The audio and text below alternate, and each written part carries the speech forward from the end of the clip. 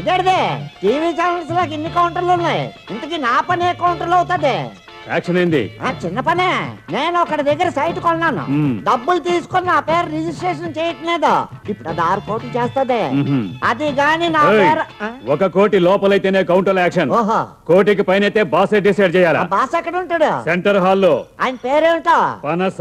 ఏంటి అన్నాసా? పెద్ద పనస.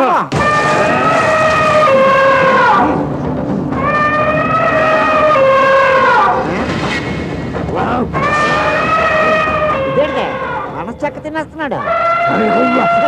అందుకే అతనికి ఆ పేరు పెట్టుంటారు, పెద్ద పనసే. కాదు, పుట్టిన వెంటనే బాస్ని ఎలుగుబంటి ఎత్తుకెళ్లి పనస తోటలో పెట్టి పనసపాలిచ్చి పెంచింది.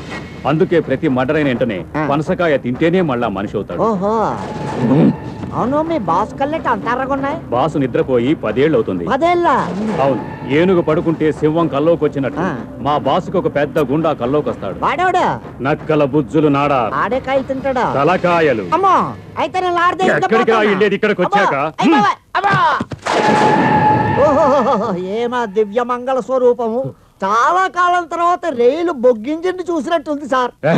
కామెడీలు చేయక ఎందుకు వచ్చావు చెప్పరా తెంగర కలదవా. మనం ల్యాండ్ కోసం ఒకటికి పేమెంట్ ఇచ్చామండి, వాడు నాకు హ్యాండ్ ఇచ్చాడండి. మీరు ఆ రిజిస్ట్రేషన్ పని చేసి పెట్టాలండి.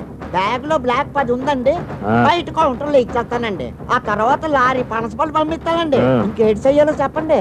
ఏం వద్దు, పని చేసి పెడతాలే. వద్దంటే బాగోదు మరి. సరే, ఆ సైట్ లో చదివించే.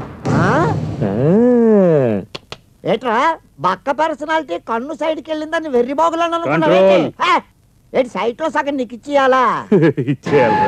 అసలు నిద్ర లేని నీ మొద్దు మొహం దగ్గరికి రావడం కంటే నీకు నిద్ర లేకుండా చేసి ఆ బుజ్జులు సింహం దగ్గరికి వెళ్లాల్సింది. ఇప్పుడు వెళ్తాను, నా రైట్ గా మాట్లాడుకుంటాను. కంట్రోల్. ముందాడు పనస్తలు తినకుండా కంట్రోల్ చేయి, షుగర్ జబ్బు వచ్చేయగలదా? తప్పగా బుజ్జులు గారు, బుజ్జులు గారు వచ్చేస్తున్నా. ఏంది బాసు అని అట్ట వదిలేసావు? ఊరుకోరా, ఆ బక్కుడుతో మనకి ఊరుకోరా. ఇలాంటి వాడు నేసెత్తే నా కత్తికే అవమానరా. ఈ మిడతల గాడికి కూడా ధైర్యం ఇస్తున్నాడు చూడు ఆ బుజ్జులు గాడు. ఆడినేసేయాలరా, వేసేయాలరా. రే బుజ్జులు వేసేస్తా.